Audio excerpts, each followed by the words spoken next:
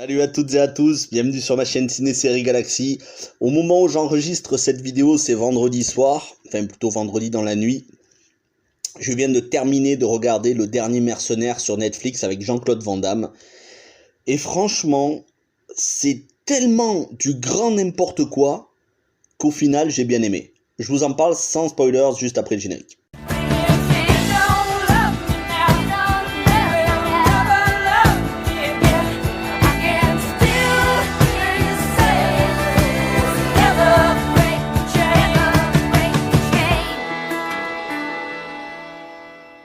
Alors, je vais pas vous mentir, les 10 premières minutes du film, je me suis demandé si j'allais pas arrêter, tellement l'introduction est catastrophique.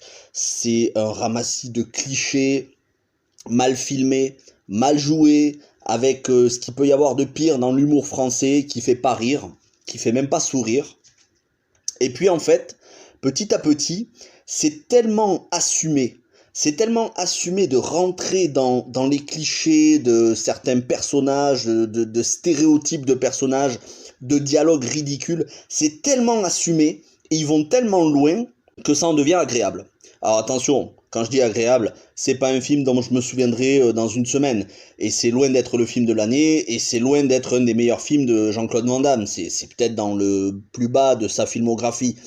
Mais pour le coup, enfin, il assume toute sa dimension comique. On le savait, Jean-Claude Van Damme a beaucoup de potentiel humoristique, et il le montre très souvent sur les plateaux télé, dans les émissions.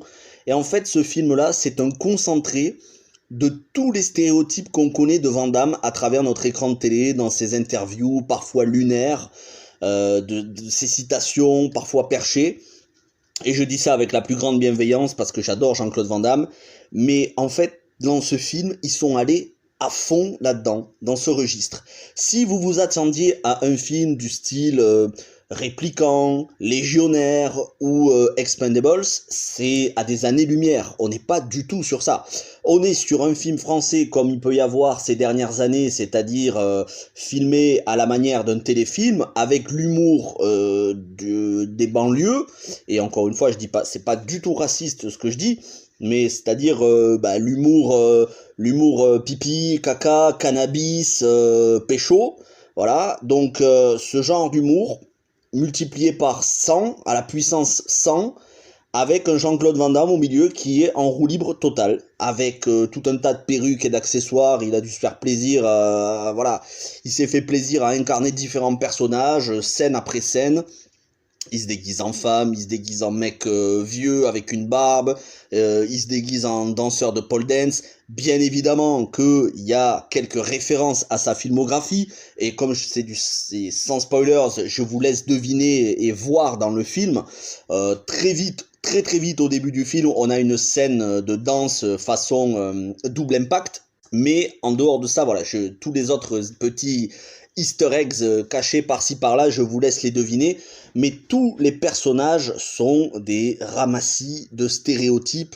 Le pire, ça revient au méchant qui se prend pour Tony Montana de Scarface, qui est tellement insupportable que à la fin, en fait, au début, j'ai été énervé tellement je trouvais ça mauvais. Après, j'ai commencé à rire nerveusement. Et ça s'est transformé, au bout d'une demi-heure, 3/4 d'heure, ça s'est transformé en rire bienveillant. Parce que je me suis dit, je suis face à du n'importe quoi. Voyons voir jusqu'au bout où est-ce que ça va aller. Et au final, c'est un film plutôt sympathique, tout public, bien évidemment. Presque pas de sang, y a quasiment pas de mort, hein, on est vraiment sur un film tout public. C'est un film où les acteurs se font plaisir de jouer aux côtés de Jean-Claude Van Damme, action star. Le réalisateur français, je le connais pas, David Charon, j'ai regardé un petit peu sa filmographie, mais franchement, je le connais pas du tout. Les acteurs dans le film, les nouveaux acteurs qui ont été pris pour jouer, les jeunes acteurs, je les connais pas non plus. Par contre, on a toute une ribambelle de stars françaises. Alors attention, quand je dis stars, je parle pas de stars du niveau de Gérard Depardieu ou ce genre de choses, mais des stars à la fois de l'humour, principalement de l'humour, mais aussi du cinéma français. On a Miu Miu dans un rôle, je vous en révèle pas plus, mais on a Miu Miu plutôt en forme. On a Patrick Timsit qui est savoureux dans son rôle. Il est à fond, mais il est à fond Patrick Timsit. J'en pouvais plus de le voir rien que je le voyais, je rigolais. Tellement ces dialogues étaient perchés, mais lunaires. Et puis, il est à fond, on dirait qu'il est surexcité dans le film. Éric Judor, qui est peut-être un des plus gros points forts du film, qui est, comme à son habitude, savoureux dans ses dialogues, tellement, lui aussi, en fait, ils sont tous sur une autre planète dans ce film. Ils sont tous sur une autre planète. Alban Ivanov qui ramène son humour bienvenu. Moi, j'aime beaucoup Alban Ivanov comme acteur et comme humoriste. En fait, c'est une agrégation de tous les humours différents. L'humour à Tim Seat, l'humour à Éric Judor, l'humour à Alban Ivanov, le côté cool de Jean-Claude Van Damme, action star. Alors, ne vous étonnez pas, si vous regardez le film en français qui est des dialogues en anglais, c'est tout à fait normal. C'est-à-dire qu'on a Jean-Claude Van Damme qui passe des dialogues en français à des dialogues en anglais. Exactement comme il fait sur les plateaux télé. C'est fait exprès dans le film. Voilà ce genre de film, voilà ce que c'est. C'est de l'humour à la Jean-Claude Van Damme sur les plateaux télé. C'est un mix entre tous les films qu'on a pu voir, les Taxi, ouais, je vais pas vous citer tous les films, ça peut faire penser à du Kev Adams, ça peut faire penser au Déguin, ça peut faire penser à tout un tas de comédies qui, je vous l'accorde, sont bien souvent détestées par les critiques ou qui se font descendre sur les réseaux sociaux.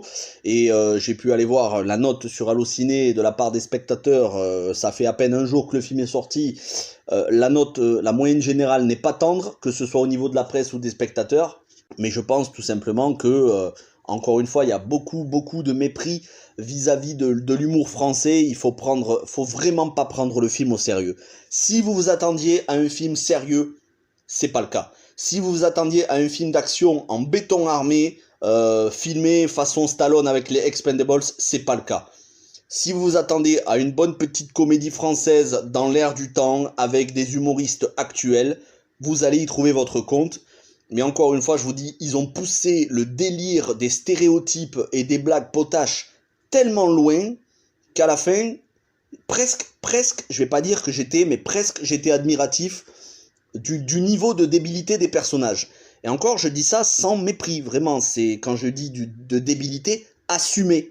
Parce qu'il y a des films qui se veulent amusants et qui sont pas amusants. Ce film-là se veut être une parodie et c'est comme ça que je l'ai pris. Moi, je l'ai pris comme une parodie de film d'action, une parodie de... Ouais, voilà, une parodie à la gloire de Jean-Claude Van Damme, mais avec son côté fantasque qu'on lui connaît. C'est mon avis, bien évidemment. Peut-être que vous allez détester le film, peut-être que vous allez adorer. Je pense que si vous vous attendez à du grand Jean-Claude Van Damme au niveau action, vous allez être un petit peu déçus. Il n'y a pas beaucoup non plus de scènes de baston où on voit ces espèces de coups de pied retournés. Ne vous attendez pas à Bloodsport ou à Kickboxer, hein, très clairement. Mais si vous adorez le côté aware de Jean-Claude Van Damme, vous devriez y trouver votre compte, avec tantôt des acteurs désagréables, tantôt des acteurs en roue libre qui font plaisir à voir. C'est mon avis, bien évidemment, vous êtes libre de ne pas être d'accord avec moi, n'hésitez pas en commentaire à me dire ce que vous en avez pensé, par contre restez poli sur le film, me dites pas c'est de la merde, parce que je me verrai dans l'obligation de supprimer les commentaires trop haineux, parce que je sais que ce genre de film, ça suscite des commentaires haineux. Voilà, on se retrouve très vite dans la journée pour Jungle Cruise avec Dwayne Johnson et Emily Blunt. Sur ce, bonne matinée et bon début de week-end.